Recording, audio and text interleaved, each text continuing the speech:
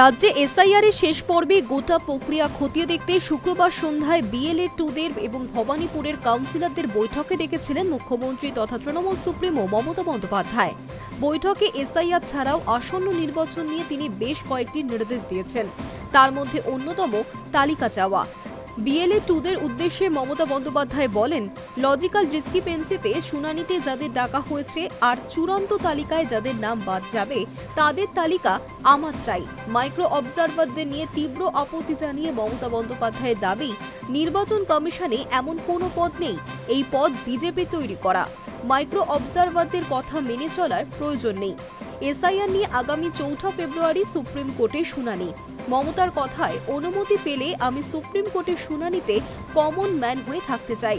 আর তার এই মন্তব্য ঘিরেই শুরু হয়েছে চর্চা। আগেই তৃণমূল নেত্রী জানিয়েছিলেন প্রয়োজনে তিনি রাজ্যবাসীর হয়ে আইনজীবী হিসেবে সওয়াল করবেন। তবে কি 4 ফেব্রুয়ারি সুপ্রিম কোর্টেই তাকে সেই হিসেবে দেখা যাবে, নাকি আবেদনকারীদের হয়ে তিনি উপস্থিত থাকছেন, তা অবশ্য স্পষ্ট করেননি মুখ্যমন্ত্রী। সূত্রের খবর, 63 ও 72 ওয়ার্ডে আরও বেশি করে জোর দিতে বলা হয়েছে। এই দুটি ওয়ার্ডের দায়িত্ব তিনি দিয়েছেন দলের রাজ্য সভাপতি সুব্রত বক্সিকে। মেয়র তথা 84 নম্বর ওয়ার্ডের কাউন্সিলর ফিরহাদ হাকিমকে অতিরিক্ত 74 এবং 77 নম্বর ওয়ার্ডের দায়িত্ব দেওয়া হয়েছে। আর মুখ্যমন্ত্রী নিজের ওয়ার্ড 73 নম্বরের জন্য নিজের ভাই কার্তিক বন্দ্যোপাধ্যায়কে নির্দেশ দিয়েছেন। এছাড়া 70 নম্বর ওয়ার্ডের কাউন্সিলর অসীম বসুকে নিজের ওয়ার্ডের কাজকর্ম ভালোভাবে দেখারও নির্দেশ দিয়েছে।